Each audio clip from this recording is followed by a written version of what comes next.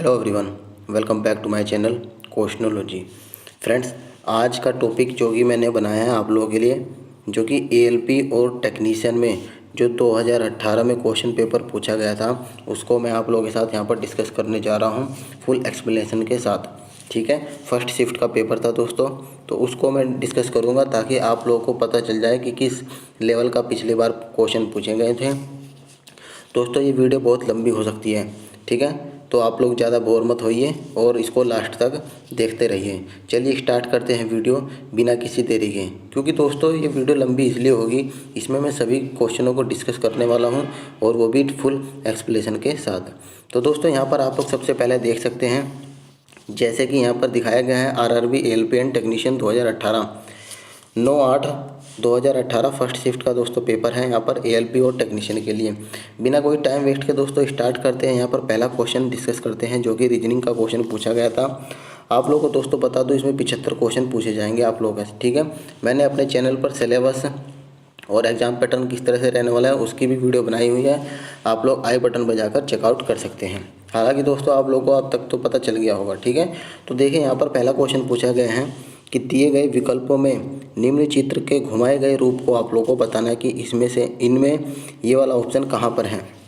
तो दोस्तों सबसे पहले ए वाले में देख सकते हैं, जैसे कि ट्रायंगुलर बनाया है दोनों तरफ में, और इसमें बीच में जो डंडा दिया हुआ है ये पूरे में नहीं है, तो ये ऑप्शन नहीं हो सकता। बी वाला नहीं क्लियर दिख रहा है, न सी में। दोस्तों यहाँ पर डी ऑप्शन जो कि है, इसमें बिल्कुल ये इस वाले को इस तरह से क्लॉकवाइज घुमा दिया है, तो ऑप्शन नंबर इसका डी इसका सही आंसर होगा, ठीक है। अगला क्वेश्चन देख सकते हैं फ्रेंड्स, यहाँ पर बताया गया है प्रतिरोध की एसआई इकाई। आप लोगों को प्रतिरोध की एसआई इकाई बतानी है। The SI unit of resistance is coulomb, newton, ohm या जूल। दोस्तों यहाँ पर आंसर तो होगा ओम। ओम को किस तरह से प्रदर्शित करते हैं, तो दोस्तों हम लोग इस तरह से सिंबल इसका ओम का रहने वाला है। दोस्तों एक फिजिक्स के तथा एक मैथमेटिशियन साइंटिस्ट थे, जिनका नाम दोस्तों यहाँ पर जॉर्ज साइमन ओम था। इन्होंने सबसे पहले दोस्तों क्या किया था, इन्होंने एक तार में धारा प्रवाहित की थी और तथा उनके सिरों के बीच धारा और विभवांतर के बीच दोस्तों एक संबंध स्थापित किया था। उसी संबंध को दोस्तों इन्होंने ओम का नियम दिया था। ओम का नियम का फॉर्मूला होता है दोस्तों V = IR होता है, ठीक है। तो दोस्तों इसका आंसर होगा ऑप्शन नंबर सी, ओम। अगला क्वेश्चन दोस्तों यहाँ पर देख सकते हैं, इंपॉर्टेंट क्वेश्चन है दोस्तों ये, कि नकारात्मक त्वरण निम्नलिखित में से किसकी दिशा के विपरीत होता है, वेग, बल, गति या दूरी। तो दोस्तों इससे पहले मैं आप लोगों को बता दूं त्वरण क्या होता है। त्वरण दोस्तों ये होता है, त्वरण वेग में परिवर्तन की दर को ही क्या कहते हैं, त्वरण कहते हैं, ठीक है। वेग परिवर्तन की दर को ही क्या कहते हैं, त्वरण कहते हैं। जब दोस्तों किसी वस्तु के वेग में जो दोस्तों जब समान समय अंतराल में समान परिवर्तन होता है ना, तो दोस्तों तब त्वरण जो है एक समान होता है, ठीक है। आप लोगों को ये बात ध्यान रखनी है कि जब किसी वस्तु के वेग में समान समय अंतराल में समान चेंजेस होते हैं, तब त्वरण जो है एक समान लीनियर होता है। और दोस्तों जब यहाँ पर जब वस्तु के वेग का परिमाण समय के साथ बढ़ता है, यानी कि जब वस्तु के वेग, मान लो कोई वेग है 5 से 10 हो गया, समय के साथ बढ़ रहा है, तो दोस्तों इसका त्वरण जो कि है धनात्मक होगा। अगर दोस्तों इसका वेग घट रहा है तो इसका त्वरण जो कि ऋणात्मक होगा। ऋणात्मक त्वरण को ही दोस्तों क्या कहते हैं, हम लोग मंदन कहते हैं। तो दोस्तों इसका आंसर होगा ऑप्शन नंबर ए, नकारात्मक त्वरण वेग की दिशा के विपरीत होता है। अगला क्वेश्चन दोस्तों यहाँ पर हम लोग देख सकते हैं, फोर्थ क्वेश्चन दोस्तों यहाँ पर है कि 1 किलोवाट किसके इक्वल टू होता है, यानी कि आप लोगों को बताना है 1 किलोवाट घंटा की वैल्यू बतानी है। तो दोस्तों आप लोगों को मैं बता दूं, जैसे कि यहाँ पर हम लोग लिख सकते हैं 1 किलोवाट घंटा। इसको सबसे पहले हम लोग बेसिक से करते हैं दोस्तों। बिल्कुल देखिए 1 किलोवाट, किलो तो हज़ार होता है, और आप लोगों ने यहाँ पर लिख लिया वाट गुणा घंटा, 1 HR घंटा, ठीक है। अब हम लोगों ने दोस्तों यहाँ पर लिखा 1000 गुणा वाट का मात्रक होता है जूल पर सेकंड, ठीक है, गुणा घंटे को दोस्तों हम लोग मिनट में लिख सकते हैं 60 मिनट। इसी प्रकार दोस्तों यहाँ पर हम 1000 गुणा जूल पर सेकंड सेम लिखेंगे, गुणा मिनट को दोस्तों सेकंड में कन्वर्ट करेंगे तो 60 से गुणा करेंगे, तो ये हो गया हमारा सेकंड। सेकंड से सेकंड हमने काट दिया, ठीक है, और इसकी गुणा कर दी हमने तो 6 छंग 36, 3600 गुणा 10⁻3 ये हो गया जूल। अब दोस्तों हम लोग एक काम और कर सकते हैं कि इसको 3.6 गुणा 10 इसको 6 लिख सकते हैं, तो ये जूल में हो गया।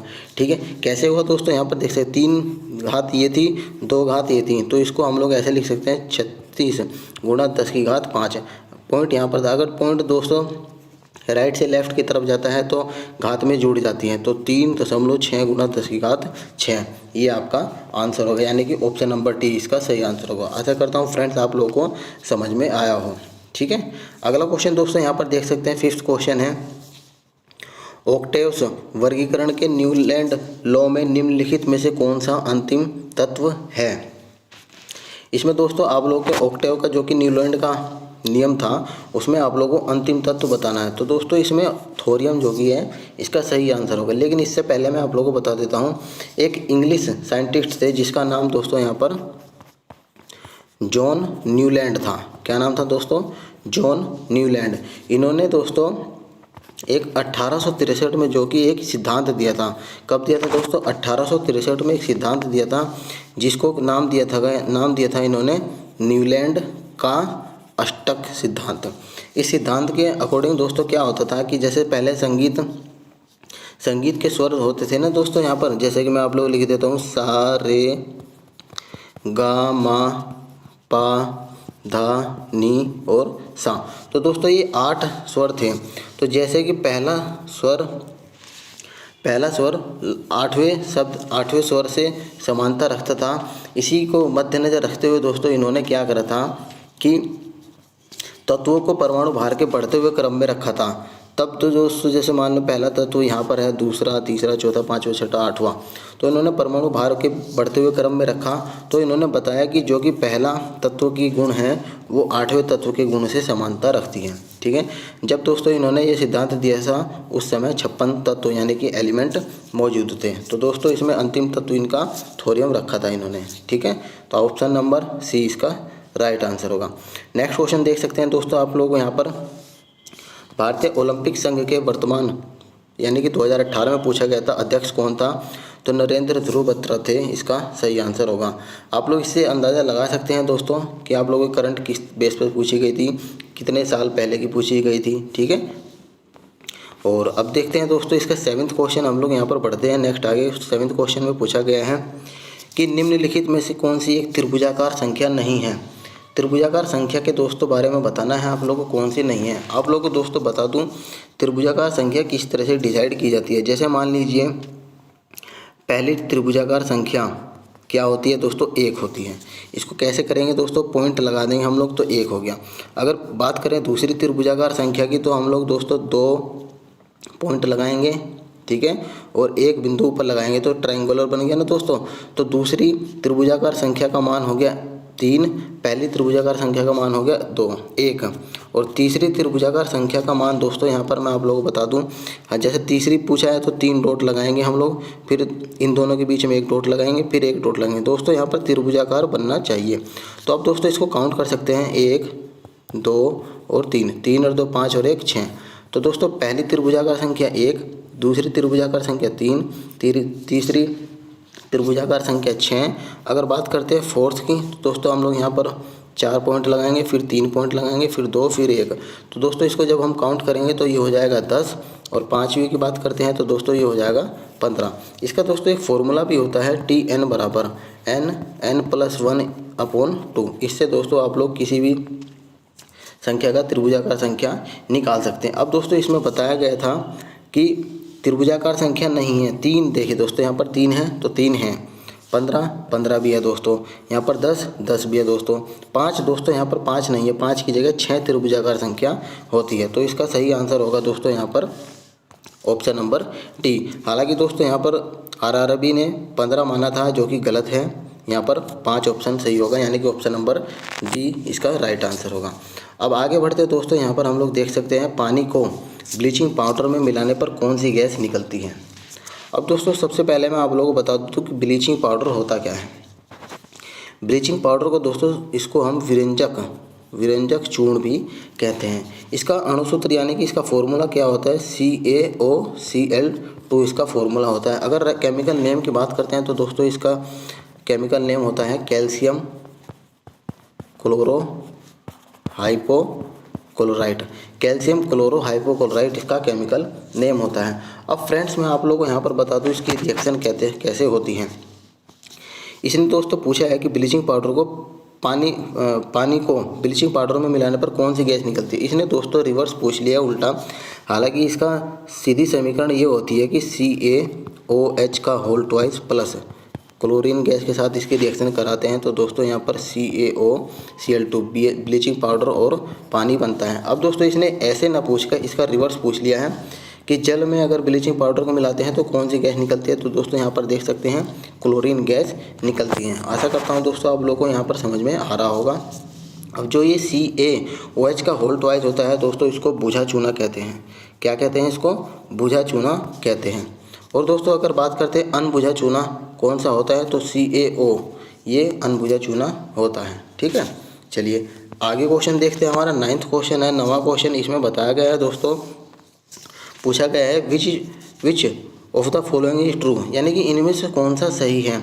आप लोगों को बताना है दोस्तों, जैसे कि 29/6, 43/12 ये बड़ा है या छोटा है या इक्वल टू है संख्या, तो ये आप लोग को पता नहीं है। तो दोस्तों हम लोग सबसे पहले ऑप्शन नंबर ए के साथ ही डिस्कस कर सकते हैं। जैसे दोस्तों हमें पता है कि अगर किसी हर में संख्या समान है, 2 हरों में संख्या समान है और इसमें बोल देता है कि 19, आप लोगों से पूछा जाए कि इसमें बड़ी संख्या कौन सी है, तो डेफिनेटली दोस्तों ये बड़ी संख्या होगी, क्योंकि हर तो समान हो गए। इसमें अंश में जो बड़ी संख्या होगी वो बड़ी ही संख्या होगी। तो हम लोगों को हर समान करना है तो हम लोग 2 से गुणा कर सकते हैं। ठीक है, हम लोगों ने 2 से गुणा कर दी तो ये हो गया दोस्तों यहाँ पर 58/12 और ये हो गया 43/12। तो दोस्तों आप लोग यहाँ पर देख सकते हैं कि बड़ी संख्या यही होगी, तो यानी कि 29/6 इसका, यानी ऑप्शन नंबर ए इसका सही आंसर होगा। 29/6 बड़ी संख्या है 43/12 के अकॉर्डिंग। ठीक है, चलिए आगे क्वेश्चन देख सकते हैं दोस्तों। यहाँ पर बताया गया है क्वेश्चन नंबर 10 में कि ये जो सीरीज़ दी गई है इसमें से क्वेश्चन मार्क की जगह आप लोगों को बताना है कि क्या इसका आंसर हो सकता है। तो दोस्तों यहाँ पर सबसे पहले मैं आप लोगों को सीरीज लिख देता हूँ बड़े बड़े अक्षरों में, ताकि आप लोगों को क्लियर हो जाए। और यहाँ पर क्वेश्चन मार्क की जगह पूछा, देखिए दोस्तों यहाँ पर सबसे आसान क्वेश्चन है। यहाँ पे बताया गया कि S के बाद T, T के बाद U, U के बाद V, V के बाद W आता है, तो हमने W लिख दिया।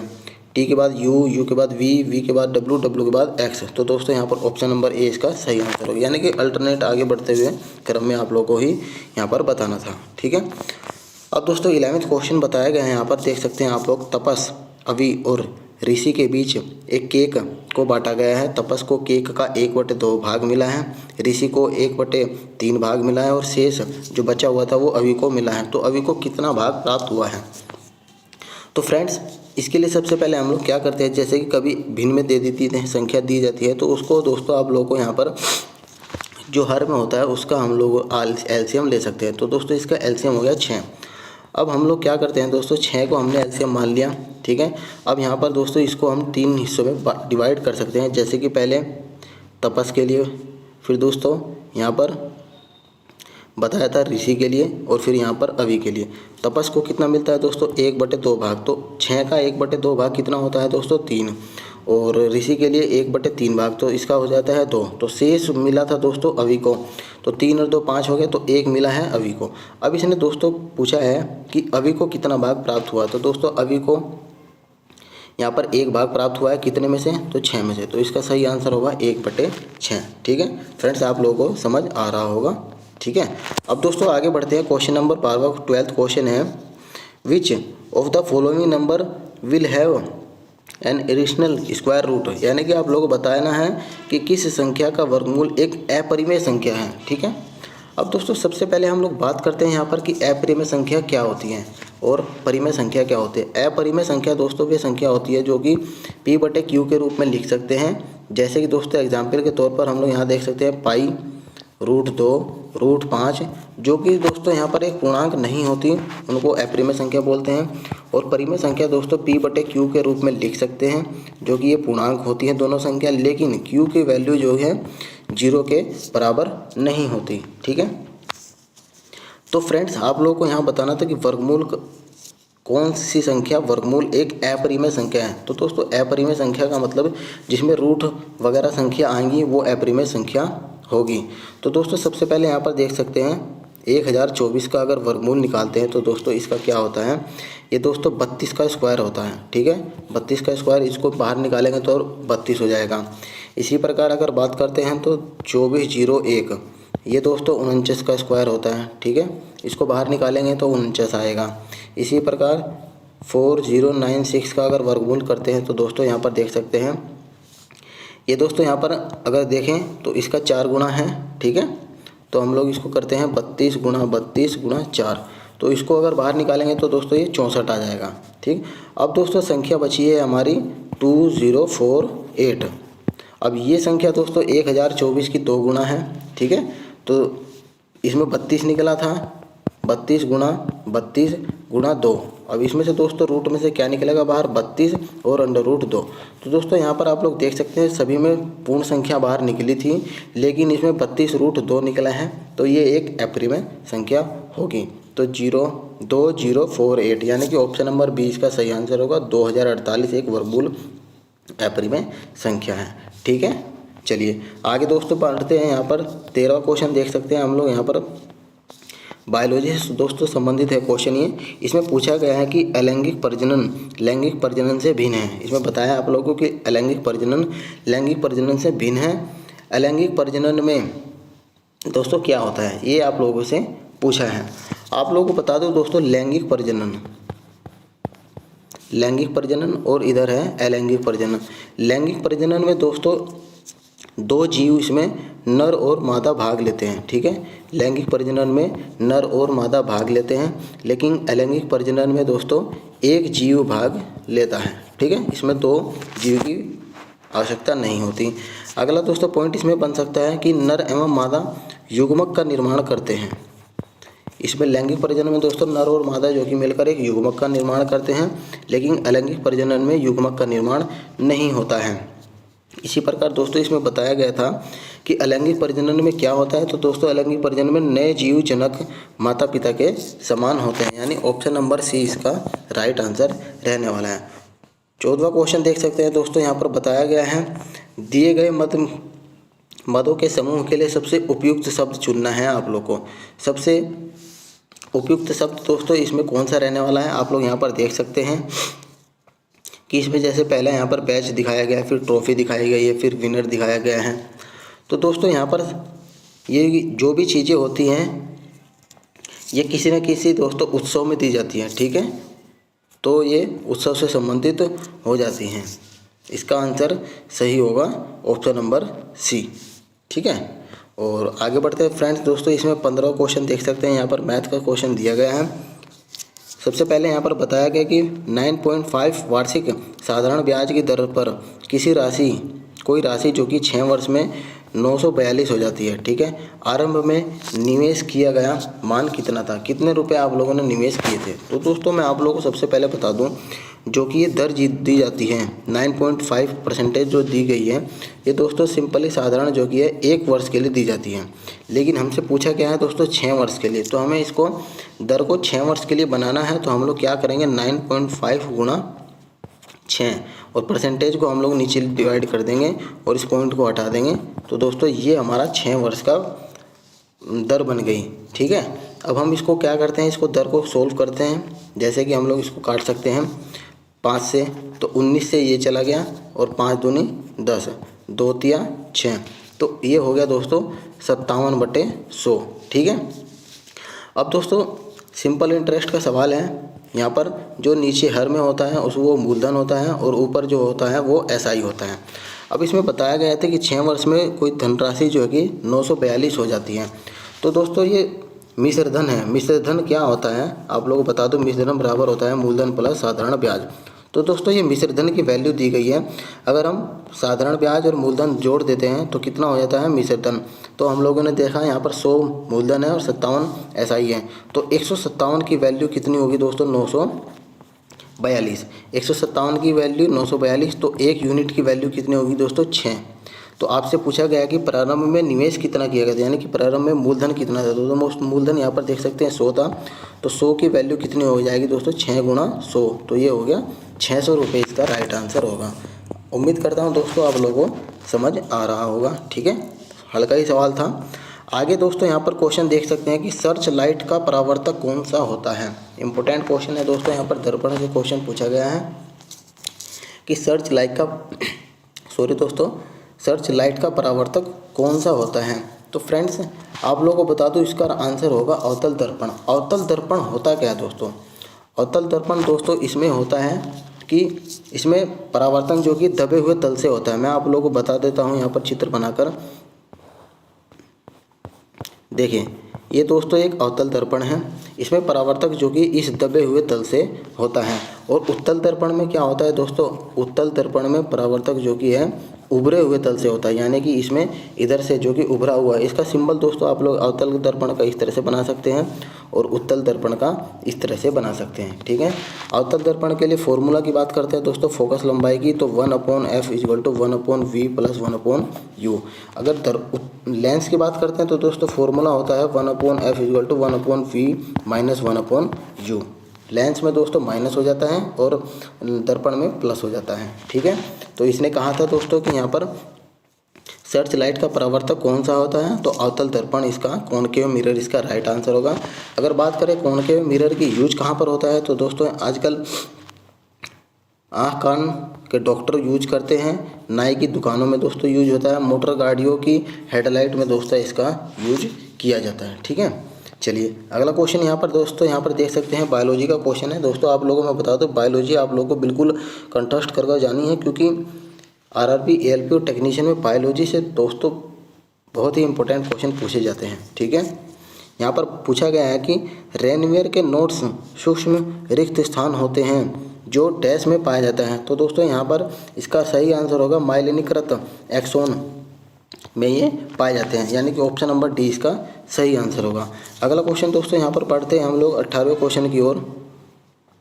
18वां क्वेश्चन देख सकते हैं, यहाँ पर जूम कर देता हूँ। यहाँ पर पूछा गया है कि उमर और अविनाश ने क्रम से इतने इतने रुपए निवेश किए थे। ठीक है, लेकिन वित्तीय समस्या के आने के कारण अविनाश ने 8 महीने के अंदर ही दोस्तों अपना वापस पैसा ले लिया। फिर इसमें पूछा गया है कि पहले 12 वर्ष माह का लाभ दोनों में किस अनुपात में बांटा गया था। तो दोस्तों मैं आप लोगों को बता दूं कि लगाई गई पूंजी जो कि कब तक लगी है, जब तक कि उसका अनुपात बराबर होता है। यहाँ पर मैं आप लोगों को दोस्तों सीधा सीधा आप लोगों को बता देता हूँ कि आप लोगों को सोल्व किस तरह करना है।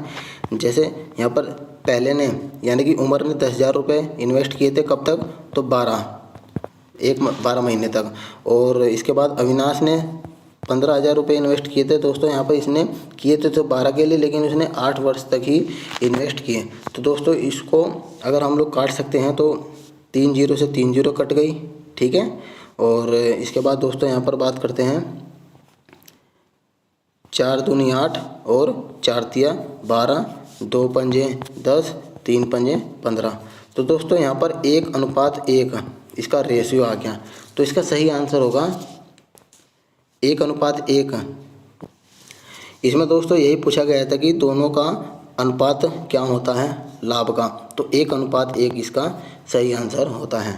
ठीक है, चलिए आगे क्वेश्चन देख सकते हैं हम लोग। 19वां क्वेश्चन यहाँ पर बताया गया है कि निम्नलिखित में से किस अभिक्रिया द्वारा उच्च प्रतिक्रिया वाली धातुओं का निष्कासन किया जाता है। तो दोस्तों ये तो सिंपल क्वेश्चन था, इलेक्ट्रोलाइसिस के द्वारा यहाँ पर धातुओं का निष्कासन किया जाता है। 20वां क्वेश्चन दोस्तों यहाँ पर देख सकते हैं, यहाँ पर पूछा गया है कि जो ये उस विकल्प का चयन करना है जो तीसरे चित्र से उसी तरह संबंधित है जिस तरह से दूसरा चित्र पहले से संबंधित है। तो दोस्तों यहाँ पर देख सकते हैं, आसान क्वेश्चन है। ये अंगूठी है जो कि उंगली में पहनी जाती है, ये ताज है, यहाँ कहाँ पर पहना जाता है, तो सिर पर पहना जाता है। तो दोस्तों ऑप्शन नंबर डी इसका सही आंसर होगा।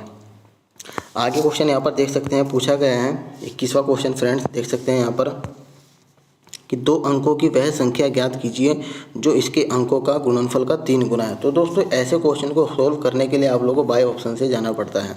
ठीक है, जैसे इसने पूछा है दोस्तों 2 अंकों की वह संख्या ज्ञात करनी है, इसके अंकों के गुणनफल की 3 गुना है। जैसे दोस्तों पहला ही ऑप्शन उठा लेते हैं, 1 × 2, कितना हो गया 2। इसका 3 गुना करते हैं अगर तो कितना आ जाता है 6, तो ये सही नहीं होगा। ठीक है, इसी प्रकार 4 गुना 8 32 हो गया। 32 का 3 गुना कितना हो जाएगा दोस्तों 96, ये भी सही नहीं है। अगर हम ऑप्शन 24 को लेते हैं तो दोस्तों यहाँ पर देख सकते हैं इसके अंकों का गुणनफल, यहाँ पर देख सकते हैं 2 चौक 8, 8 हो गया। अगर इसको 3 से गुना करते हैं तो कौन सी संख्या आती है 24, तो दोस्तों यहाँ पर 24 आ गई, तो ये इसका सही आंसर होगा। इसमें 6 आया था लेकिन 12 था, इसमें 96 है, इसमें 48। अब दोस्तों ऑप्शन नंबर डी को भी एक बार चेकआउट कर सकते हैं, 3 गुना 6 तो ये हो गया 18, 18 को 3 से गुना करेंगे तो दोस्तों यहाँ पर कितना होगा 54, तो दोस्तों ये भी इसका गलत है। तो यानी कि ऑप्शन नंबर सी इसका सही आंसर होगा। 24 के अंकों का गुणनफल करेंगे तो इसका जो आएगा उसको 3 से गुना करने पर वही संख्या प्राप्त होती है। ठीक है, आसान क्वेश्चन था। आगे बढ़ते हैं फ्रेंड्स, यहाँ पर देख सकते हैं जो कि करंट का क्वेश्चन है। इसमें पूछा गया था 2018 में कि कोलकाता IPL की टीम कोलकाता नाइट राइडर्स के मालिक का नाम बताना था, तो शाहरुख खान थे। ठीक है, तो इसी प्रकार यहाँ पर भी पूछा जा सकता है, तो आप लोग क्वेश्चन का लेवल आप लोग देख सकते हैं। और दोस्तों यहाँ पर बात करते हैं नेक्स्ट क्वेश्चन 23वें क्वेश्चन की। देखें यहाँ पर पूछा गया था, इंपॉर्टेंट क्वेश्चन रहने वाला दोस्तों, ये हर बार पूछे जाते हैं इस तरह से क्वेश्चन। इसमें बताया गया है कि दिए गए प्रश्नों को ध्यानपूर्वक पढ़ना है, उत्तर देने के लिए निम्नलिखित कथनों में से कौन सा पर्याप्त है, ये आप लोगों को बताना है। दोस्तों यहाँ पर दिया गया है कि क्या x-5 सम संख्या है, और जहाँ पर x जो कि एक वास्तविक संख्या है। कथन दिया है x-15 एक पूर्णांक है, x-10 एक विषम पूर्णांक है। तो दोस्तों मैं आप लोगों को इसको बताऊंगा बिल्कुल आराम से तरीके से, आप लोगों को ये समझना है, इंपॉर्टेंट क्वेश्चन रहने वाला है। ठीक है, यहाँ पर देख सकते हैं, मैं धीरे धीरे आप लोगों को बताने की कोशिश करूँगा। देखिए दोस्तों, पूर्णांक, सबसे पहले पूर्णांक की बात करते हैं दोस्तों। पूर्णांक होता क्या है? पूर्णांक दोस्तों माइनस अनंत से लेकर संख्या होती है प्लस के अनंत तक, ये आप लोगों को ध्यान रखनी है। जिसके अंतर्गत जैसे कि 0 भी आता है, -1, -2, +1, +2 सभी संख्याएं इसमें पूर्णांक में आती हैं। अब सबसे पहले दोस्तों पहला पॉइंट इसमें डिस्कस किया गया है कि x-15 इक्वल टू यहाँ पर बताया है पूर्णांक। ठीक है, x-15 बराबर पूर्णांक बताया है। अगर मान लो दोस्तों पूर्णांक मैंने आप लोगों को बताया कि कोई पूरी संख्या होती है, ठीक है, जो कि रूट में नहीं होती, जैसे 2, 4, 6, 8 ये सब एक पूर्णांक संख्या। मान लिया मैंने दोस्तों पूर्णांक 4 मान लिया है। ठीक है, तो दोस्तों यहाँ पर x की वैल्यू कितनी आएगी, तो 19 आएगी। अगर दोस्तों एक और पूर्णांक मान लिया जाता है x-15 इक्वल टू, अगर पूर्णांक अगला पूर्णांक मान लिया मैंने 5, तो यहाँ पर x की वैल्यू कितनी आएगी, मान लीजिए एक समीकरण होगी, x की वैल्यू आ गई 20, तो ये 2 समीकरण होगी। अब दोस्तों ये जो x की वैल्यू आई है हमें इसमें पुट करनी है, ये सम आती है या नहीं।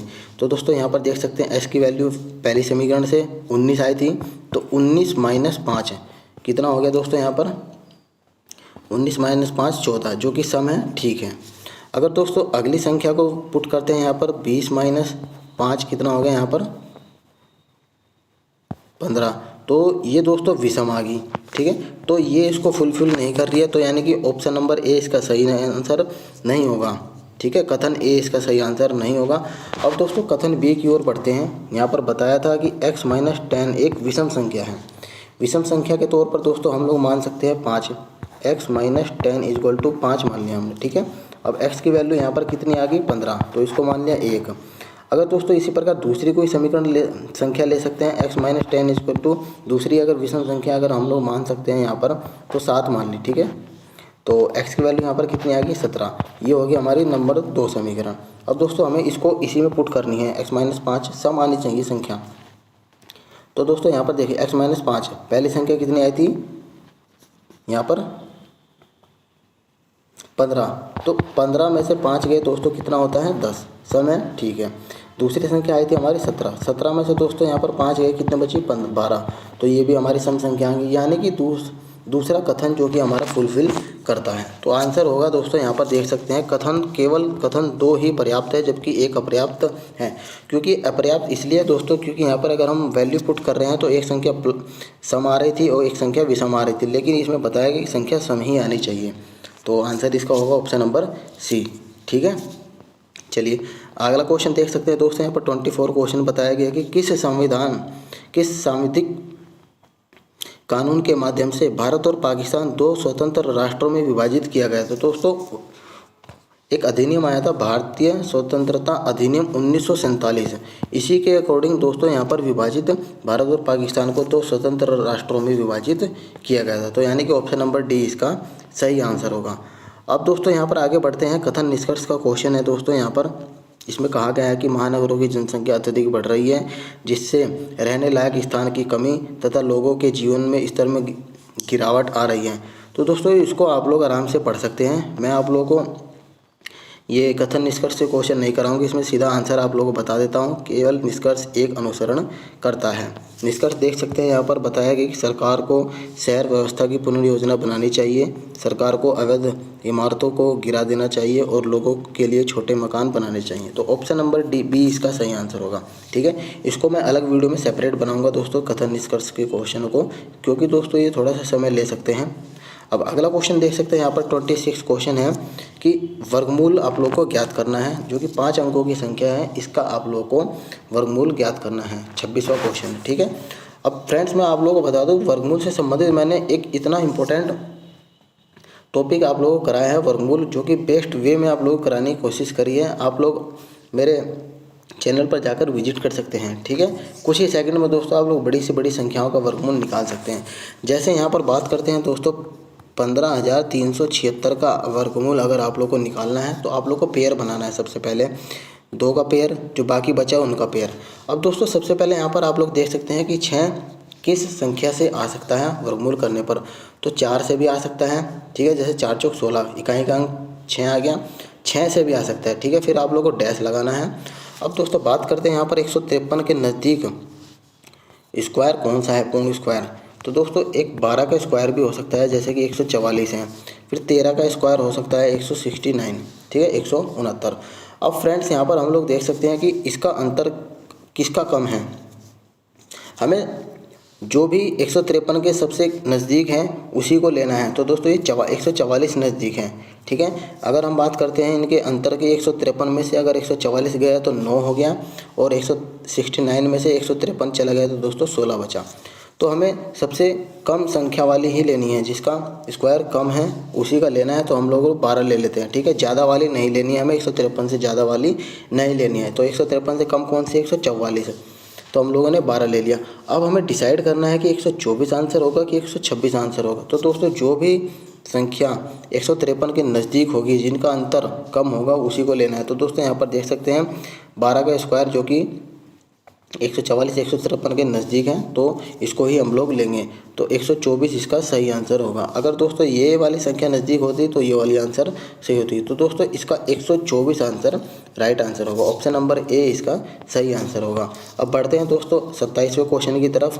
यहाँ पर दोस्तों बताया गया है कि अगर एक मिरर को यहाँ पर क्षैतिज दिशा में रख दिया जाता है, यानी कि इसके नीचे रख दिया जाता है, तो आप लोगों का दोस्तों दर्पण की प्रतिबिंब किस तरह से रहने वाली है। जैसे सबसे पहले आप लोग यहाँ पर देख सकते हैं एल को अगर इसके नीचे ही मिरर रख दिया जाए तो एल दोस्तों इस तरह से बनेगा। ठीक है, टी इस तरह से बनने वाला है, एच कैसे बनेगा, एच ऐसे बनेगा। अगर दोस्तों वाई के नीचे मिरर रखा है तो वाई सीधा सा ऐसे बनने वाला है। तो दोस्तों यहाँ पर इस तरह से देख सकते हैं यहाँ पर किस तरह से यही वाला ऑप्शन, यानी कि ऑप्शन नंबर डी ही इसका सही आंसर होगा। क्योंकि दोस्तों सभी में एल देख सकते हैं आप लोग किस तरह से डिफरेंट तरीके से रखा हुआ है। तो ये तीनों आप सब नेगलेक्ट कर दिए जाएंगे। ऑप्शन नंबर डी इसका सही आंसर होगा। अगला क्वेश्चन दोस्तों यहाँ पर देख सकते हैं 28वां क्वेश्चन है कथन निष्कर्ष से। इसमें ऑप्शन नंबर डी इसका सही आंसर होगा। ये आप लोगों को मैं अगली वीडियो में कवर कराऊंगा। आगे बढ़ते हैं फ्रेंड्स, यहाँ पर देख सकते हैं कि बताया गया कि जब एक परिपथ में कोई प्रतिरोध सीरीज में यानी कि श्रृंखला में जुड़े होते हैं तो करंट का मान क्या होता है, बढ़ता है, घटता है, कम होता है या आधा हो जाता है। इस चीज़ के बारे में आप लोगों को बताना है। तो दोस्तों सबसे पहले मैं आप लोगों को डिस्कस करना चाहता हूँ कि सीरीज़ में आप लोग किस तरह से जोड़ते हैं। जैसे कि मान लो एक सीरीज़ ये है, ठीक है, आप लोग दोस्तों लास्ट तक वीडियो में बने रहना, आप लोगों को सारी डिटेल मालूम हो जाएगी किस तरह का पैटर्न रहने वाला है। ठीक है, तो यहाँ पर ए पॉइंट हो गया, ये बी पॉइंट हो गया दोस्तों, ये सी पॉइंट, ये डी पॉइंट, ये प्रतिरोध R1 हो गया दोस्तों, प्रतिरोध R2 और प्रतिरोध R3। अब दोस्तों इसमें जब प्रतिरोध को सीरीज में जोड़ा जाता है तो इसमें धारा जो है समान होती है। ठीक है, इसमें धारा क्या होती है, समान होती है। अगर इसका परिणामी प्रतिरोध निकालते हैं तो उसको किस तरह से निकालते हैं, तो R1 = R1 + R2 + R3। ये दोस्तों आप लोग का परिणामी प्रतिरोध निकालने का सूत्र होता है। इसमें धारा जो है एक समान होती है, विभवांतर अलग अलग होता है। अगर दोस्तों इसी को अगर समांतर क्रम में जोड़ दिया जाए, जैसे कि यहाँ पर मैं आप लोगों को जोड़कर दिखाता हूँ। देखें, ये ए पॉइंट हो गया, ये बी पॉइंट हो गया, R1 R2 और ये R3। तो दोस्तों यहाँ पर देख सकते हैं ये सीरीज क्रम में जुड़े गए हैं। इसमें क्या होता है दोस्तों, इसमें विभवांतर तो समान होता है, यानी कि विभवांतर समान होता है और I का मान अलग अलग होता है। इसमें तुल्य प्रतिरोध किस तरह से निकालते हैं, तो दोस्तों 1/R = 1/R1 R2 और R3, इसको काउंट जोड़ लेते हैं तो इसका तुल्य प्रतिरोध निकल जाता है। तो इसमें पूछा गया था कि सीरीज में जोड़ने पर करंट का मान क्या होता है, तो एक समान रहता है। अगर पूछ लिया जाए कि दोस्तों इसमें अगर दोस्तों समांतर में पूछ लिया जाए तो इसमें विभवांतर का मान समान होता है। ठीक है, ऑप्शन नंबर बी इसका सही आंसर होगा। अगर नेक्स्ट क्वेश्चन देख सकते हैं दोस्तों, ये इंपॉर्टेंट क्वेश्चन है। यहाँ पर 30वां क्वेश्चन है कि एक उत्तल दर्पण जिसकी फोकल लंबाई f, वायु में फोकस लंबाई जो कि है f, उत्तल दर्पण को दोस्तों एक द्रव में डुबाया जाता है, तो द्रव में दर्पण की फोकस लंबाई क्या है, ये पूछा गया आपसे। ठीक है, तो दोस्तों आप लोगों को मैं बता दूं, यहाँ पर जो ऑप्शन दिया गया है बी, ये गलत है। ठीक है, इसका आंसर होगा 4/3 फोकस, ये इसका सही आंसर होगा। कैसे होगा मैं आप लोगों को बता देना चाहता हूँ। जब दोस्तों दर्पण को द्रव में डुबाया जाता है ना, जब किसी दर्पण को द्रव में डुबाया जाता है तो जिसका अपवर्तनांक जो कि लेंस के अपवर्तनांक से कम है, यहाँ पर देख सकते हैं दोस्तों, सीधा सीधा मैं आप लोगों को बता देता हूँ कि जब किसी दर्पण को द्रव में डुबाया जाता है, मान लो ये द्रव है, इसमें दर्पण को द्रव में डुबा दिया, ये दर्पण है, इसको द्रव में डुबा दिया, तो दोस्तों जिसका अपवर्तनांक लेंस के अपवर्तनांक से कम होता है, यानी कि द्रव का अपवर्तनांक जो कि है लेंस के अपवर्तनांक से कम है। यहाँ पर देख सकते हैं कि द्रव का अपवर्तनांक दिया हुआ है 4/3, और दोस्तों यहाँ पर 4/3 दिया हुआ है द्रव का अपवर्तनांक। इसमें कहा था कि जब किसी लेंस को द्रव में डुबाया जाता है तो जिसका अपवर्तनांक लेंस के अपवर्तनांक से कम होता है, यानी कि ये लेंस के अपवर्तनांक से कम होता है, किसका, पानी का अपवर्तनांक दोस्तों लेंस के अपवर्तनांक से कम होता है, तो लेंस की क्षमता जो है घट जाती है। इसका क्षमता का फॉर्मूला दोस्तों मैं आप लोगों को बता देता हूँ। क्षमता प्रोपोर्शनल होता है 1/फोकस दूरी के। अगर क्षमता घटेगी तो फोकस दूरी बढ़ेगी डेफिनेटली। ठीक है, तो अगर मान लो कि क्षमता घटा दिया तो फोकस दूरी बढ़ेगी, फॉर्मूला के हिसाब से हम लोगों ने ये देख लिया। यहाँ पर दोस्तों द्रव का अपवर्तनांक तो था 4/3 और कांच का अपवर्तनांक हमें पता है दोस्तों 1.5 होता है। ठीक है, अगर हम लोग 4/3 को अगर भाग करते हैं तो दोस्तों ये आएगा 3 × 3 3 3 9 1.3, जो कि द्रव का अपवर्तनांक जो कि कांच के अपवर्तनांक से कम होता है। ठीक, तो इसी प्रकार इसकी फोकस दूरी जो कि है ज़्यादा हो जाएगी, तो 4/3 F इसका सही आंसर होगा। ठीक है, आप लोगों को दोस्तों एक बार और बता देना चाहता हूँ, ये क्वेश्चन जो कि इसमें बहुत डाउट रहता है, मैं आप लोगों को बता देता हूँ दोस्तों। जैसे जब किसी दर्पण को दोस्तों, ये द्रव है, ठीक है, जब किसी दर्पण, ये दर्पण है, जब किसी दर्पण को द्रव में डुबाया जाता है ना, तो दोस्तों जो द्रव का अपवर्तनांक होता है, द्रव का अपवर्तनांक कितना है दोस्तों, यहाँ पर दिया गया है 4/3, इसको डिवाइड करेंगे तो दोस्तों 1.3 आएगा लगभग। ठीक है, अच्छा, यहाँ पर कहा था कि जब किसी दर्पण को द्रव में डुबाया जाता है तो द्रव का अपवर्तनांक दोस्तों यहाँ पर लेंस के अपवर्तनांक से कम होता है। द्रव का अपवर्तनांक 1.3 है और यहाँ पर लेंस का अपवर्तनांक दिया गया है दोस्तों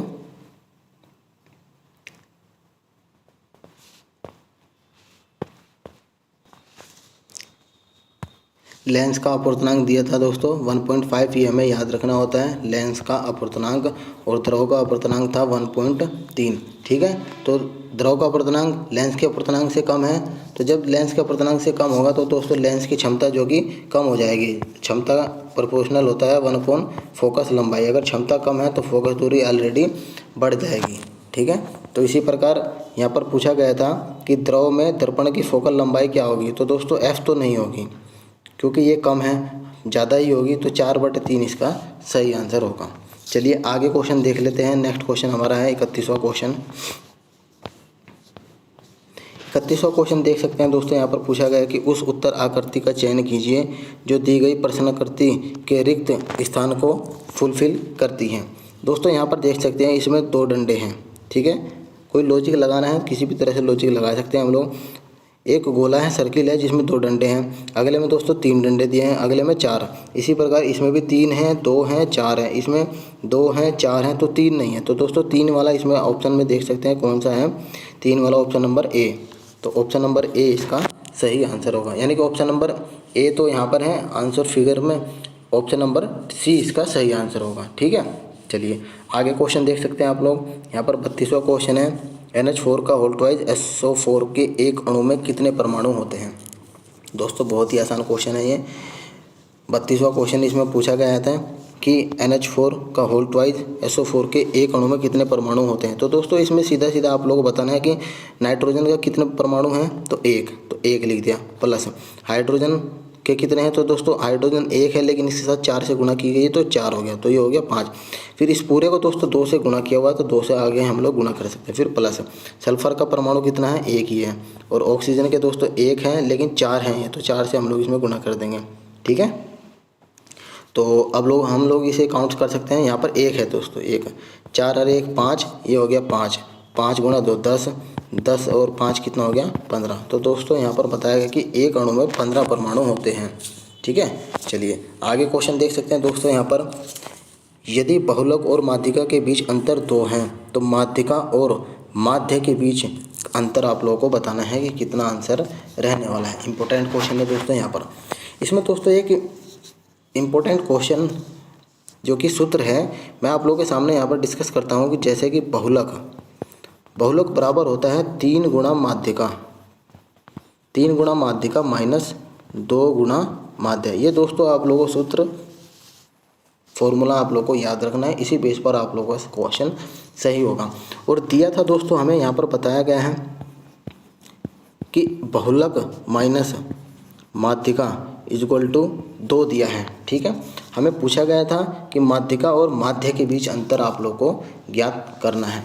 अब दोस्तों हम लोग इसमें कर सकते हैं, इस वाले फॉर्मूले में क्या कर सकते हैं, बहुलक में से दोनों तरफ जो है माध्य को घटा देते हैं, दोनों तरफ माध्यिका को घटाएंगे, ठीक है। तो हम लोग बहुलक माइनस माध्यिका, बहुलक माइनस माध्यिका घटा दिया।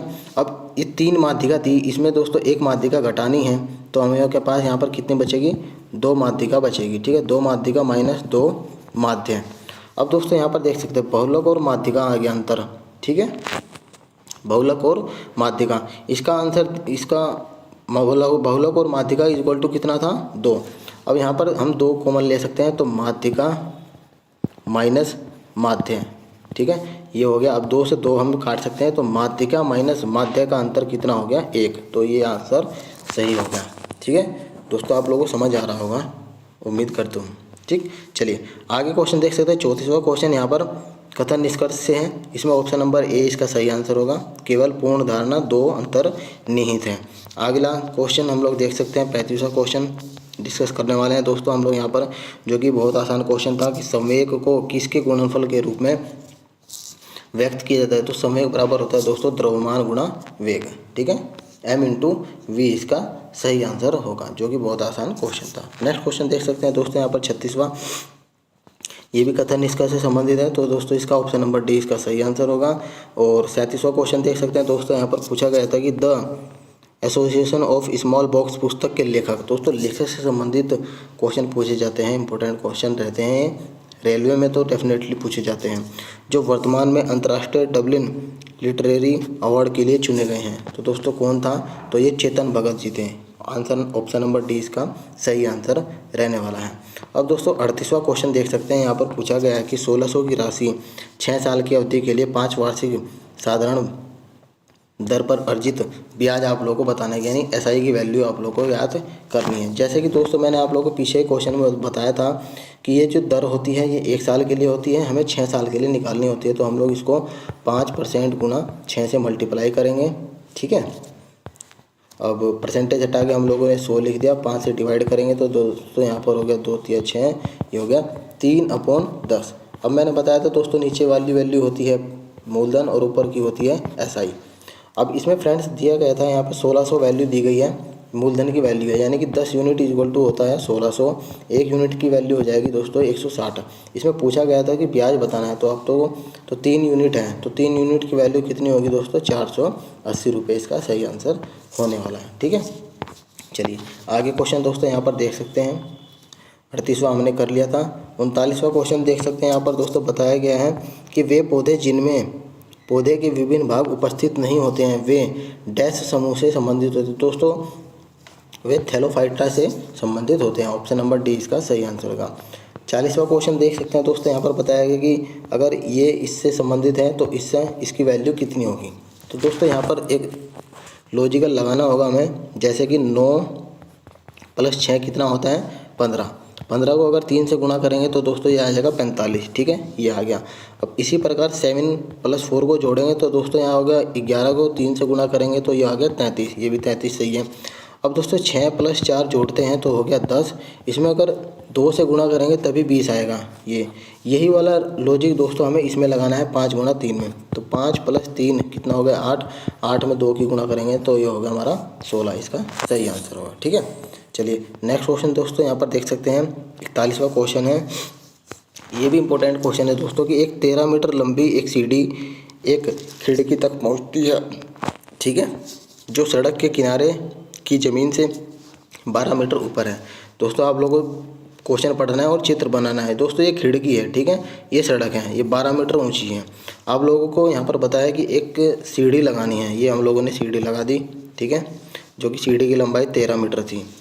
अब जैसे कि दोस्तों हम पाइथागोरस प्रमेय से निकाल सकते हैं कि अगर हमें इसकी वैल्यू निकालनी है तो हम लोग को इसका वर्ग और इसका वर्ग हमें घटा देना है, तो ही इसकी वैल्यू आएगी पाइथागोरस प्रमेय के अनुसार। तो 169 - 144, तो दोस्तों ये 5 आ जाएगी, इसकी वैल्यू आ जाएगी 5। ठीक, अब इसने कहा था दोस्तों कि अगर इसके पाद को, ये तो सीढ़ी का पाद यानी कि इसका बिंदु रखते हुए सीढ़ी को सड़क के दूसरी ओर लगाया जाए। अगर हमने सड़क के दूसरी ओर इधर लगा दिया जाए तो दोस्तों यहाँ पर ये सीढ़ी लगा दी हमने, तो इसने कहा कि खिड़की की ऊंचाई 5 हो जाती है, खिड़की तक 5 मीटर तक पहुंचती है। तो ये 5 हो गया और सीढ़ी की लंबाई हमें 13 ही पता थी। तो अब लोग हम फिर इसमें निकालना है कि 13 का स्क्वायर माइनस 5 का स्क्वायर घटा देंगे तो 12 आ जाएगा। अब इसने पूछा था दोस्तों सड़क की चौड़ाई कितनी है, टोटल यहाँ से लेकर यहाँ तक की चौड़ाई पूछी है। तो 12 + 5 कितना हो जाएगा 17 मीटर इसका आंसर हो जाएगा। ठीक है, चलिए अगला क्वेश्चन दोस्तों यहाँ पर देख सकते हैं। 42वां क्वेश्चन है कि किस उत्पाद में दोस्तों मूल्य वृद्धि करने के फलस्वरूप जो कि परिणाम स्वरूप कई उत्पादों के मूल्य में वृद्धि हो जाती है, जिसका परिणाम मुद्रास्फीति होता है। अगर दोस्तों पेट्रोलियम में वृद्धि कर दी जाती है तो उससे जो भी कई उत्पाद होते हैं उसकी मूल्य वृद्धि डेफिनेटली बढ़ जाती है, आप लोगों ने देखा ही होगा। ठीक है, तो ऑप्शन नंबर सी इसका सही आंसर होगा। चलिए नेक्स्ट क्वेश्चन दोस्तों यहाँ पर देख सकते हैं 43, जो कि रेल की लंबाई इसमें मीटर में ज्ञात करनी है।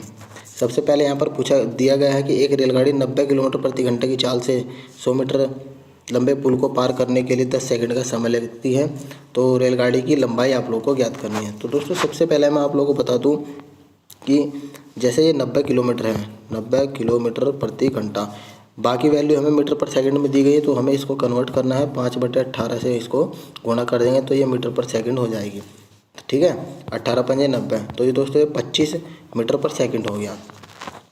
ठीक है, 25 मीटर पर सेकंड क्या हो गया दोस्तों, ये हमारी चाल होगी। तो चाल बराबर होता है दोस्तों दूरी बटे समय। अब दोस्तों चाल हमारी होगी 25 मीटर पर सेकंड, दूरी की वैल्यू हमें 100 मीटर लंबे पुल और ट्रेन की लंबाई L मान लिया हमने, बटे समय कितना था तो 10।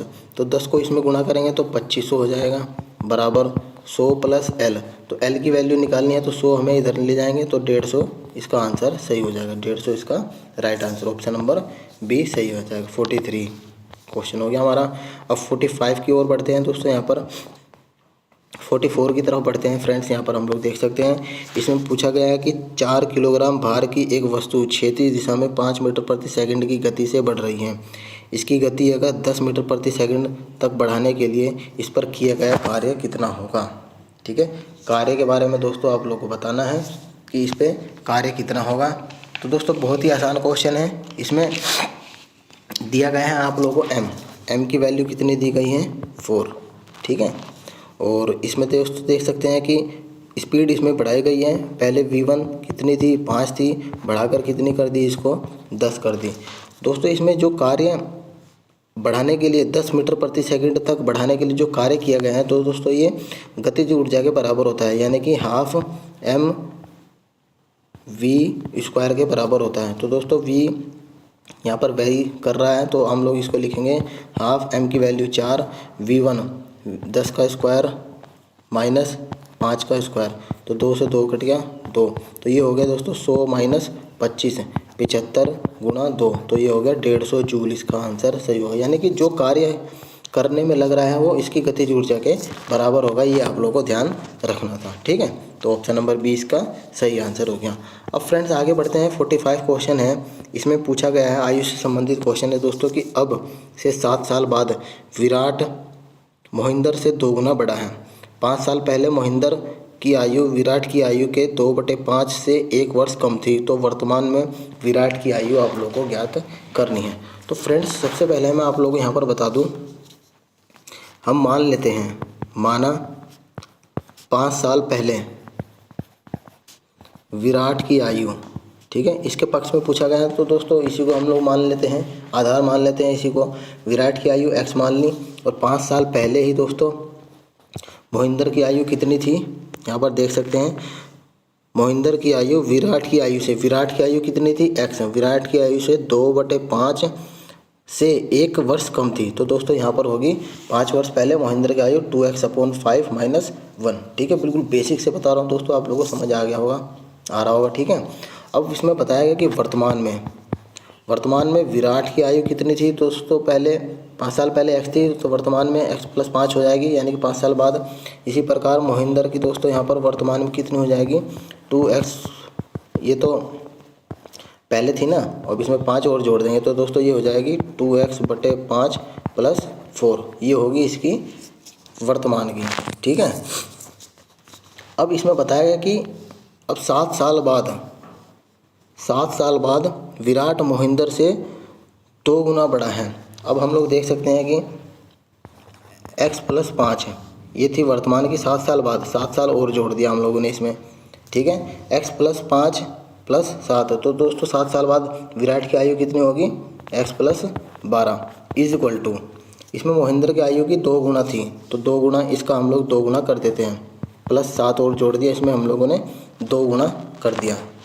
मैं आप लोगों को आगे बता देता हूँ दोस्तों यहाँ पर कि कैसे था। 7 साल बाद विराट की आयु 7 साल बाद इतनी होगी, और मोहिंदर की आयु 2 गुना थी विराट की आयु के, तो 4 + 7 ये हो गया। अब इसको सोल्व करते हैं, तो दोस्तों x+ ये हो गया 12, और ये हो गया दोस्तों, हम लोग 2 की गुणा करेंगे इसमें, 2 दूनी 4x प्लस ये हो गया 7 और 4 11, और 22, 11 दूनी 22, ये हो गया 110, ठीक है। 5 की गुणा हमने इधर कर दी, तो 5x + 60 4x। आप लोग दोस्तों इसको सोल्व कर सकते हैं, ठीक है। अब 5 में से 4 गए, x हो गया, और 6 इधर चला गया, माइनस हो जाएगा, तो ये हो जाएगा 5।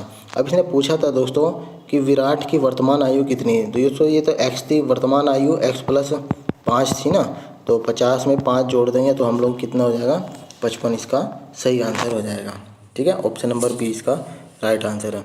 नेक्स्ट क्वेश्चन देख सकते हैं दोस्तों, यहाँ पर पूछा गया है कि फरवरी 2018 में उपलब्ध जानकारी के अनुसार प्रधानमंत्री की आर्थिक सलाहकार परिषद के अध्यक्ष कौन थे, तो विवेक देबरॉय दोस्तों इसका सही आंसर था। तो इस तरह से क्वेश्चन भी आप लोग पूछे जाएंगे, तो आप लोग इसको देख सकते हैं। अब इसमें दोस्तों एक आसान क्वेश्चन पूछा गया है कि चींटियों की कौन सा अम्ल लाल चींटियों में उपस्थित होता है, तो फॉर्मिक अम्ल दोस्तों इसका राइट आंसर होगा, ऑप्शन नंबर ए इसका सही आंसर होगा। 48वां क्वेश्चन दोस्तों यहाँ पर देख सकते हैं। देखें, इस तरह के क्वेश्चन को सोल्व करने के लिए फ्रेंड्स इसमें एक फॉर्मूला होता है कि यहाँ पर देखिए DE है, तो DE का स्क्वायर = DB × AD। अब हमें दोस्तों यहाँ पर AB की वैल्यू दी गई है, AB की वैल्यू कितनी है दोस्तों यहाँ पर 12, और DE की वैल्यू कितनी है यहाँ पर 8, ठीक है। तो हमें BD की वैल्यू यहाँ पर ज्ञात करनी है, इसकी वैल्यू हमें ज्ञात करनी है। DE की वैल्यू कितनी है दोस्तों 8, तो स्क्वायर कर दिया।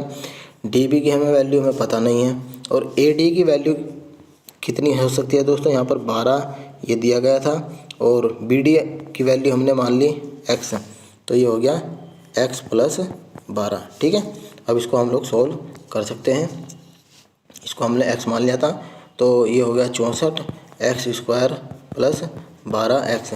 हम इसको इधर ला सकते हैं, x² + 12x - 64 = 0। अब इसको तो द्विघात समीकरण बन गया आप लोग, इसको आप लोग सोल्व कर सकते हैं किस तरह से। x² 64 कैसे फैक्टर करने हैं कि गुणा करने में 64 आए और दोस्तों यहाँ पर घटाने पर 12 है, तो 16 चौका 16x - 4x - 64, तो x बराबर x + 16 माइनस कॉमन ले लिया, 4 ले लिया कॉमन, x + 16, तो दोस्तों x - 4 = 0, तो x = हो गया 4। यही आपका आंसर होगा 4। अगर बात करते हैं x + 16 = 0, तो दोस्तों ये माइनस में हो जाएगा, वैलिड संख्या नहीं है, तो 4 इसका सही आंसर होने वाला है। देखिए यहाँ पर 4 सेंटीमीटर। ठीक है, चलिए आगे क्वेश्चन देख सकते हैं दोस्तों। यहाँ पर 48 हो गया। अब बात करते हैं हम लोग 49वें क्वेश्चन की तरफ।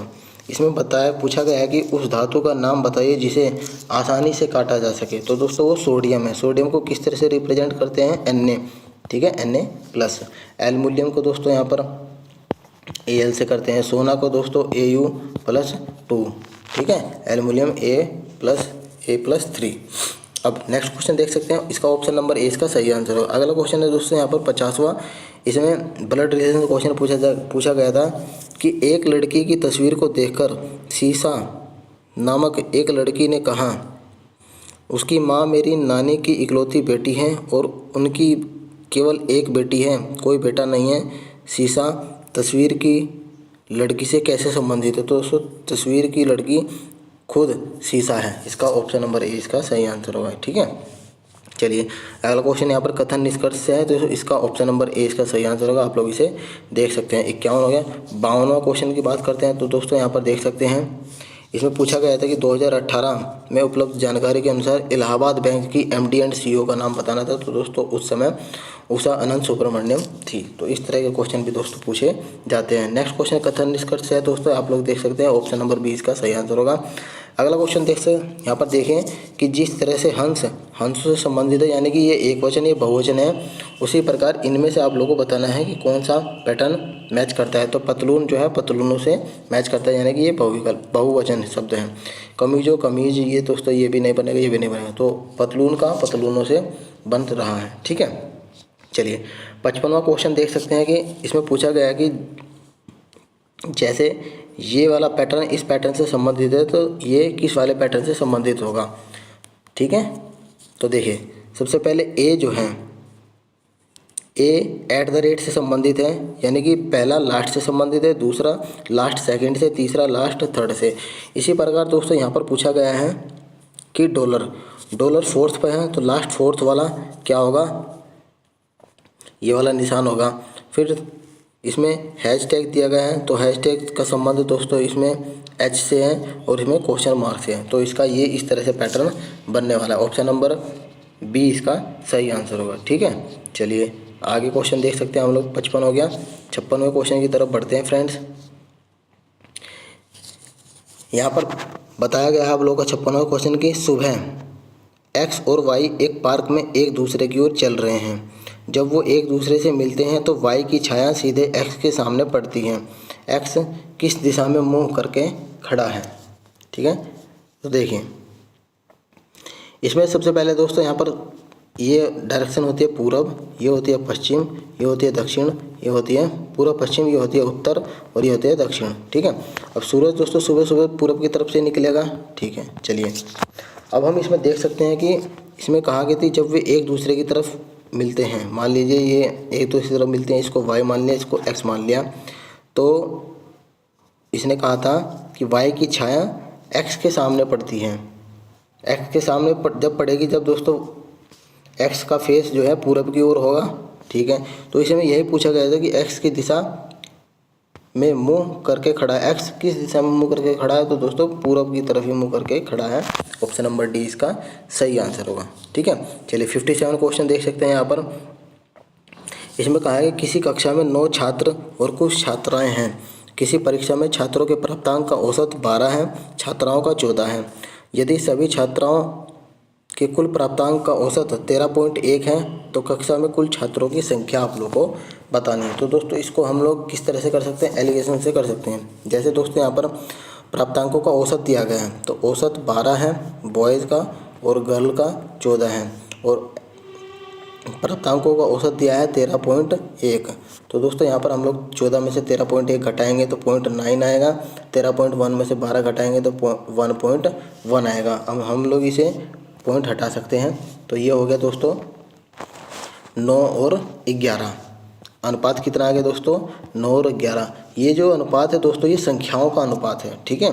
तो इसमें पूछा गया था कि कक्षा में कुल छात्रों की संख्या कितनी है, ठीक है। तो ये संख्याओं का अनुपात था, तो 11 + 9 कितना हो गया, 20। तो कक्षाओं में छात्रों की संख्या दोस्तों 20 थी। तो इसका ये सही आंसर हो गया, ऑप्शन नंबर डी इसका बिल्कुल सही है। अब नेक्स्ट क्वेश्चन दोस्तों यहाँ पर 58 है कि त्रिभुजों की संख्या बतानी है। How many triangle are present in the following figure. इस फिगर में कितने ट्रायंगल हैं। तो दोस्तों जैसे कि आप लोगों को पता है इस फिगर में 1 2 3 4, ठीक है। इस फिगर में 8 ट्रायंगल होते हैं और बाकी दोस्तों 9वां ये, 10वां ये, 11वां ये और 12वां ये, तो टोटल 12 इस प्रकार से हो गए, ठीक है। ये दोस्तों इस वाले फिगर में आप लोगों का 8 होते हैं, जैसे कि 1 2 3 4, फिर दोस्तों एक ही हो गया, एक ही हो गया, फिर एक ही हो गया, फिर एक ही हो गया, तो 8 ही हो गए और 4 ही हो गए, तो टोटल कितने हो गए, 8 + 4 = 12। तो राइट आंसर होगा ऑप्शन नंबर बी, ठीक है। चलिए नेक्स्ट क्वेश्चन 59 क्वेश्चन है। यहाँ पर देख सकते हैं इनमें से कौन सा एक स्प्रेट्रोट्रोफ है, सेप्रोट्रोफ है दोस्तों, यहाँ पर सॉरी सेप्रोट्रोफ का दोस्तों यहाँ पर आंसर होगा कुकुरमुत्ता, यानी कि मशरूम, जो कि एक सेप्रोट्रोफ कहलाता है। आंसर ऑप्शन नंबर सी इसका सही आंसर होगा। 60 क्वेश्चन देखते हैं। 60वां क्वेश्चन दोस्तों यहाँ पर बताया गया है, पूछा गया है कि आप लोगों का एक स्विमिंग पूल को 3 टैंकरों ABC के माध्यम से 10 घंटे में भरा जाता है, ठीक है। टैंकर सी टैंकर बी से 2 गुना तेज है और टैंकर बी टैंकर ए से 2 गुना तेज है। स्विमिंग पूल को टैंकर ए के द्वारा अकेले भरने में कितना समय लगने वाला है, ठीक है। तो दोस्तों इसको देख सकते हैं बिल्कुल आसान तरीके से। हम लोगों ने मान लिया A B और C। सबसे पहले हम लोग देख सकते हैं कि टैंकर C B से 2 गुना है, टैंकर C B से कितना है, अगर B की वैल्यू 1 है तो इसकी वैल्यू 2 गुना होगी, ठीक है। अब इसने कहा था कि टैंकर B टैंकर A से 2 गुना है। अगर टैंकर A को 1 मान लिया जाए तो टैंकर B कितना हो जाएगा, 2, ठीक है। अब हम लोगों को पता है कि यहाँ पर किस तरह से फिलअप करते हैं, तो यहाँ जो लास्ट में होता है उसको लास्ट वाली संख्या से इसको यहाँ से फिल कर देते हैं। तो दोस्तों इसकी गुणा करेंगे 1, इसकी गुणा करेंगे 2, इसकी गुणा करेंगे 4, तो ये अनुपात रेशियो आ गया हमारा 1 घंटे में कितने यूनिट भरता है। तो दोस्तों इसको काउंट कर सकते हैं हम लोग 7। 1 घंटे में दोस्तों 7 यूनिट भरता है। तो इसमें कहा था कि 10 घंटे में भर रहा है, तो 10 घंटे में कितने यूनिट भरेगा, तो दोस्तों 70 यूनिट भरेगा। लेकिन इसमें कहा गया था कि दोस्तों ए के द्वारा अकेले कितने समय लगेगा, तो 70 यूनिट।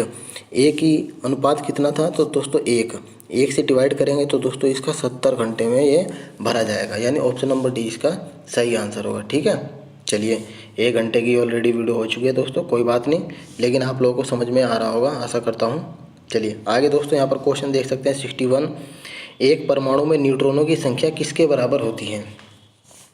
परमाणु में दोस्तों न्यूट्रॉनों की संख्या किसके बराबर होती है। दोस्तों आप लोगों को मैं बता देना चाहता हूँ कि एक फॉर्मूला होता है कि द्रव्यमान संख्या बराबर होता है प्रोटॉनों की संख्या प्लस न्यूट्रॉनों की संख्या। न्यूट्रॉनों की संख्या को n से प्रदर्शित करते हैं और द्रव्यमान संख्या को a से प्रदर्शित करते हैं। और प्रोटॉनों की संख्या दोस्तों एक तरह से परमाणु क्रमांक के बराबर होती है, जिसको z से प्रदर्शित करते हैं, ठीक है। तो इसमें दोस्तों यहाँ पर पूछा गया था कि न्यूट्रॉनों की संख्या, तो न्यूट्रॉनों की संख्या को अगर इधर ले आएंगे हम तो यहाँ पर द्रव्यमान संख्या माइनस परमाणु संख्या इसका सही आंसर हो जाएगा। देखिए अगर मान लो कोई एलिमेंट दिया है, तत्व है सोडियम, इसको लिखा है दोस्तों 11 और 23। इसमें अगर आप लोगों से पूछा जाए कि परमाणु क्रमांक सोडियम का कितना है, तो दोस्तों इसको Z से प्रदर्शित करते हैं, यानी कि परमाणु क्रमांक 11 है। अगर द्रव्यमान संख्या पूछा, क्या पूछा दोस्तों, द्रव्यमान संख्या, तो ये दोस्तों 23 जो है द्रव्यमान संख्या होती है, ठीक है। इस तरह से आप लोग बता सकते हैं। तो ऑप्शन नंबर डी इसका सही आंसर होगा। 62 यानी कि 62वां क्वेश्चन देख सकते हैं दोस्तों यहाँ पर बताया गया है कि एक लंबवर्तीय शंकु का आयतन जिसके आधार की त्रिज्या उसकी ऊंचाई की 1/3 है। दोस्तों इसको सबसे पहले हम यही कर सकते हैं कि ऊंचाई की 1/3 हमने लिख दिया, ठीक है। और ये दोस्तों R1 अगर मैं बात करूँ, R1 हम लोग मान सकते हैं शंकु के आधार की त्रिज्या और गोले की आधार की त्रिज्या R2 मान सकते हैं।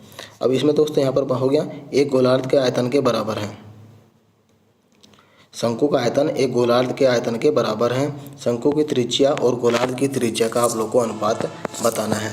अब दोस्तों आप लोगों को पता होगा कि शंकु का आयतन कितना होता है, 1/3 पाई R1 का स्क्वायर H। गोले का आयतन आप लोगों को पता होना चाहिए दोस्तों, 4/3 पाई R2 का क्यूब, ठीक है। और एक समीकरण आप लोगों के पास ये दी गई है। यहाँ पर दोस्तों H की वैल्यू हम लोग निकाल सकते हैं, H बराबर 3R1 हो गया, ठीक। इसको आप लोग ध्यान से समीकरण 1 हो गया। अब इसने कहा था दोस्तों कि शंकु का आयतन गोलार्ध के आयतन के बराबर है। इन दोनों वैल्यू को दोस्तों बराबर कर देते हैं। अगर जब हम बराबर करेंगे तो 1/3 पाई R1 का स्क्वायर H बराबर 4/3 पाई R2 का क्यूब। पाई से पाई गया, 3 से 3 गया, ठीक है। अब दोस्तों H की वैल्यू 3R है तो यहाँ पर हम लोग रख सकते हैं। तो ये हो गया 3R1 की क्यूब बराबर ये हो गया 4R2, ठीक है, 4R क्यूब। अब R1 अपॉन R2 का क्यूब बराबर हो गया 4/3। अब इसको दोस्तों अगर दोनों तरफ से 1/3 से भाग कर देते हैं अंश में तो इसको इस तरह से लिख सकते हैं, √4 अनुपात √3, ठीक है। तो इसका आंसर दोस्तों यहाँ पर ये आ गया √4 3 घनमूल √3, यानी कि ऑप्शन नंबर बी इसका सही आंसर हो गया, ठीक है। चलिए अगला क्वेश्चन दोस्तों यहाँ पर देख सकते हैं, पीर पंजाल रेलवे सुरंग कहाँ पर स्थित है, तो दोस्तों जम्मू कश्मीर में ये स्थित है। ऑप्शन नंबर ए इसका सही आंसर रहने वाला है। अब दोस्तों नेक्स्ट क्वेश्चन है 64th, किसी थैले में लाल और नीले रंग की गेंदों की संख्या का अनुपात स्थिर है। इसने पहले बता दिया कि गेंदों का संख्याओं का अनुपात जो कि स्थिर है। जब उसमें 44 लाल गेंद थे तो नीले गेंदों की संख्या 36 थी। यदि नीले गेंदों की संख्या 54 है तो थैले में लाल गेंदों की संख्या आप लोगों को बतानी है किस तरह से रहने वाला है। दोस्तों मान सकते हैं हम लोग यहाँ पर माना कि लाल रंग के गेंदों की संख्या x थी, ठीक है। अब इसने दोस्तों बताया है कि लाल व नीले रंग के गेंदों की संख्याओं का अनुपात जो कि स्थिर है। तो यहाँ पर देख सकते हैं कि 44 गेंदें तो लाल थी, ठीक है, और नीली गेंदें कितनी थी, 36। ये इनका संख्याओं का अनुपात जो कि स्थिर है। तो इसने कहा था कि अगर ये तो है दोस्तों लाल गेंद, ये है नीली गेंद ब्लू गेंद, तो ब्लू गेंद अगर 54 है तो इसमें पूछा गया था लाल गेंद कितनी होगी। लाल गेंद हमने मान लिया x। अब इसको क्रॉस मल्टीप्लिकेशन कर सकते हैं, ठीक है, जैसे 54 गुणा 44/36। अब इसको अगर हम लोग डिवाइड करते हैं तो दोस्तों यहाँ पर देख सकते हैं, ये हम लोग अगर डिवाइड करेंगे 3 से अगर डिवाइड करेंगे तो यहाँ पर हो गया 12 और ये हो गया 18, ठीक है। फिर इसको अगर हम लोग भाग करते हैं 3 चौक 12, 3 छंग 18, 4 से इसको डिवाइड करेंगे 11, 11 छिक 66। तो दोस्तों ये आप लोग देख सकते हैं इसमें लाल गेंदों की संख्या 66 आ गई, यानी कि ऑप्शन नंबर सी इसका करेक्ट आंसर हो गया, ठीक है। अगला क्वेश्चन दोस्तों यहाँ पर बढ़ सकते हैं हम लोग, यहाँ पर देखेंगे कि निम्न उस आकृति का चयन करें निम्नलिखित समूह से संबंधित नहीं है। दोस्तों यहाँ पर देख सकते हैं ए में 5 रेखाएं हैं, ठीक है, उसके अंदर 6 रेखाएं वाला एक षटभुज है। बी में दोस्तों 4 हैं और अंदर 5 हैं, यानी कि एक कम रेखा है। इसके अंदर दोस्तों 3 हैं और एक 4 है। और दोस्तों इसमें लास्ट वाले में था, इसमें 4 भुजा हैं और अंदर वाले में 5 भुजा हैं। तो इसमें पूछा गया था कि कौन सा समूह संबंधित नहीं है। तो दोस्तों यहाँ पर देख सकते हैं कि जैसे पहले वाले में 5 भुजा हैं तो 6 थी, 5 और 6 एक बढ़ गया। दूसरे वाले में 4 से 3 हो गया, घट गया। तीसरे वाले में 3 से 4 होगी और अगले वाले में 4 से 5 होगी। तो दोस्तों इसमें सभी में बढ़ रही है, लेकिन ऑप्शन नंबर बी में जो है घट रही है भुजाओं की संख्या। तो इसका ऑप्शन नंबर डी इसका राइट आंसर होने वाला है। अब दोस्तों यहाँ पर देख सकते हैं कि चित्तावन उपन्यास हाफ ऑफ व्हाट आई के लेखक कौन है, तो दोस्तों अनिल मेनन इसका सही आंसर होगा। दोस्तों आप लोगों को उम्मीद है दोस्तों आप लोगों को क्वेश्चन का लेवल पता चल रहा होगा। दोस्तों इसी तरह से आप लोगों के इस बार भी क्वेश्चन पूछे जाएंगे, ठीक है। सेम तो नहीं पूछे जाएंगे, लेकिन दोस्तों लेवल इसी तरह का रहने वाला है, तो आप लोग इसको आराम से देख सकते हैं। अगला क्वेश्चन दोस्तों यहाँ पर देख सकते हैं, मेंडलीफ की आवर्त सारणी में तत्वों के गुणों को उनके परमाणु द्रव्यमान के आधार पर दोस्तों यहाँ पर बांटा गया था। तो ऑप्शन नंबर डी इसका सही आंसर होगा। एटॉमिक मास के अकॉर्डिंग दोस्तों यहाँ पर इसको स्वभाव माना गया था। अगला क्वेश्चन दोस्तों यहाँ पर 68 है। देख सकते हैं इसमें बताया गया है कि सबसे उचित शब्द का चयन आप लोगों को करना है, ठीक है। यहाँ पर देख सकते हैं दोस्तों कंप्यूटर पीसी है, यहाँ पर सीडी डिस्क है, यहाँ कैमरा है। तो ये किससे संबंधित है दोस्तों? ये फाइन आर्ट से संबंधित नहीं हो सकते, चित्र से संबंधित नहीं है, संस्कृति से, ये टेक्नोलॉजी बेस से समान है दोस्तों। तो ये ऑप्शन नंबर इसका सी सही आंसर होगा, ठीक है। 68 हो गया। अब आगे बढ़ते हैं दोस्तों, यहाँ पर 69 क्वेश्चन। इसमें देख सकते हैं कि इसमें कहा गया है कि अब से 3 वर्ष बाद धरित्री की आयु यूनिस की आयु से 2 गुने से 8 वर्ष कम है। इन दोनों की वर्तमान आयु का योग 61 वर्ष है। तो धरित्री की वर्तमान आयु आप लोगों को ज्ञात करनी है। तो हम लोग दोस्तों डिस्कस कर सकते हैं। सबसे पहले इसमें क्या कहा है कि इसमें कहा है कि दोनों की आयु का योग इसमें 61 है। तो धरित्री की आयु प्लस यूनिस की आयु कितनी है दोस्तों? 61 वर्ष है, ठीक है। इसको 1 पॉइंट मान सकते हैं। अब इसमें दोस्तों लास्ट में पूछा कि धरित्री की आयु क्या है, तो हम लोग इसको ऐसे कर सकते हैं 61 माइनस डी, ठीक है। ये आप लोग समीकरण नंबर 1 होगी, इसको आप लोग ध्यान रख सकते हैं। अब इसमें कहा है कि 3 वर्ष बाद धरित्री की आयु, 3 वर्ष बाद दोस्तों धरित्री की आयु ये होगी, और यूनिस की आयु कितनी होगी दोस्तों? 3 वर्ष बाद यूनिस की आयु इतनी थी, लेकिन इसमें कहा है कि यूनिस की आयु के 2 गुना कर दिया हमने, से 8 वर्ष कम है, तो 8 वर्ष हमने कम कर दिया। अब इसको बस सीधा सोल्व कर सकते हैं दोस्तों। यहाँ पर d + 3 = 2y + 6 - 8, तो d + 3 = 2y - 2, ये हो गया। और इसके बाद दोस्तों यहाँ पर हम लोग d + 3 2y, y की वैल्यू दोस्तों यहाँ पर 61 - d रख सकते हैं। तो 2 61 - d - 2, ये हो गया d + 3। अगर हम लोग इसको गुणा करेंगे तो दोस्तों कितना हो जाएगा? ये हो जाएगा 122 - 2d - 2 और d + 3। इसको दोस्तों आगे अगर हम सोल्व करेंगे तो यहाँ पर देख सकते हैं 2d और ये हो गया 3d। हम लोगों ने यहाँ पर लिख दिया इसको 3d, ठीक है। फिर 122 में से दोस्तों यहाँ पर माइनस के 5 घटाएंगे तो कितना हो जाएगा? 117। इसको डिवाइड करेंगे अगर 3 से तो ये हो जाएगा दोस्तों 39। तो ऑप्शन नंबर डी इसका सही आंसर होगा, ठीक है। आप लोगों को थोड़ा सा दोस्तों लिखावट से कॉम्प्रोमाइज़ करना होगा, ठीक है। चलिए नेक्स्ट क्वेश्चन दोस्तों यहाँ पर है 17वां क्वेश्चन। इसमें पूछा गया है कि मजदूर के 2 प्रकार हैं। पहले प्रकार के मजदूर दूसरे प्रकार के मजदूर से 3 गुना ज़्यादा काम करते हैं। मान लीजिए पहले प्रकार के मजदूर M1 है और दूसरे प्रकार के मजदूर M2 है, 3 गुना काम ज़्यादा करते हैं। पहले प्रकार के मजदूर किसी कार्य को 10 दिन में कर डालते हैं। इसी कार्य को पूरा करने के लिए, यानी कि उसी कार्य को पूरा करने के लिए 4 पहले प्रकार के मजदूर और 8 दूसरे प्रकार के मजदूरों को कितना समय लगने वाला है? तो दोस्तों यहाँ पर MDH वाला फॉर्मूला लगेगा। इसमें देख सकते हैं पहले प्रकार के 12 मजदूर को काम करने के लिए काम 10 दिन में कर डालते हैं। इसी कार्य को दोस्तों 4 पहले प्रकार के मजदूर प्लस 8 दूसरे प्रकार के मजदूरों को कितने दिन में समय लगेगा कार्य करने के लिए, ये आप लोगों को बताना है। तो हम लोग यहाँ पर M1 की वैल्यू रख देते हैं दोस्तों, यहाँ पर 3m2 × 120 बराबर, ठीक है। अब इसी प्रकार यहाँ पर दोस्तों ये 3m2 इसमें भी वैल्यू रखेंगे ये वाली, तो ये हो जाएगा 4 × 12 m2 + 8 m2 × d की वैल्यू हमें निकालनी। ये हो गया दोस्तों 20 m2, ठीक है। कितना हो गया?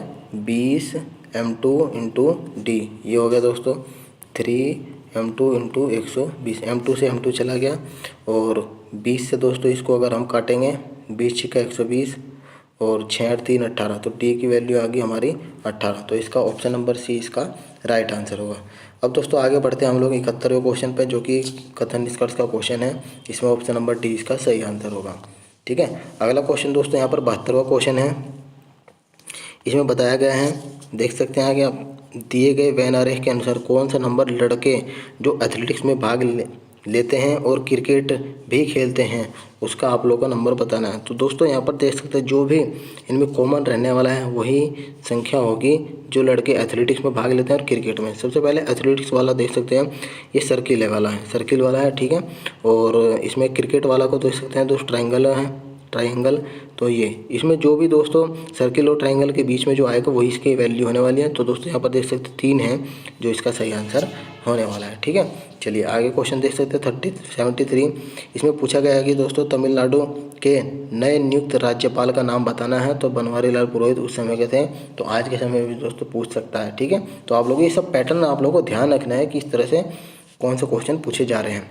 74 का दोस्तों यहाँ पर देख सकते हैं कि बताया गया है कि निम्नलिखित में से अनुक्रम में ऐसे कितने प्रतीक हैं जिसके पहले कोई संख्या आती है। तो दोस्तों प्रतीक इसमें दोस्तों आप लोग देख सकते हैं जिससे पहले संख्या है कि यहाँ पर डॉलर के सामने 2 आया हुआ है, बाकी और किसी के सामने कोई संख्या नहीं आई। तो एक ही संख्या ऐसी है जिसके सामने दोस्तों कोई संख्या आई हुई है। तो ऑप्शन नंबर बी इसका राइट आंसर हो। और आज का लास्ट क्वेश्चन दोस्तों यहाँ पर देख सकते हैं 75वां क्वेश्चन है। इसको दोस्तों आप लोगों के साथ डिस्कस कर देना चाहता हूँ। इसमें ऑप्शन नंबर ए इसका सही आंसर हो, केवल निष्कर्ष 2 सही हैं।